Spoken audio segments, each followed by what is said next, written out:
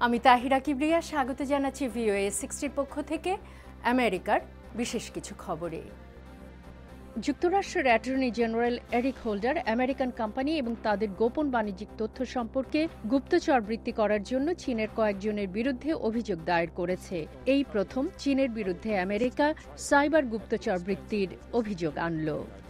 ক্যালিফোর্নিয়ার governor Jerry brown বলেন, বাতাসের গতি এবং তাপমাত্রা অপেক্ষাকৃত কমে যাওয়ার ফলে অগ্নি নির্বাপক কর্মীরা বেশ কিছু এলাকার আগুন নিয়ন্ত্রণে আনতে সক্ষম হলেও মনে করা হচ্ছে এবছর মারাত্মক ধরনের দাবাগ্নি ইতিমধ্যেই শুরু হয়েছে। খরা, আর্দ্রতা এবং প্রবল বাতাসের কারণে গত সপ্তাহে সান ডিয়েগোতে বেশ কয়েকটি এলাকায় দাবাগ্নি ছড়িয়ে পড়ে।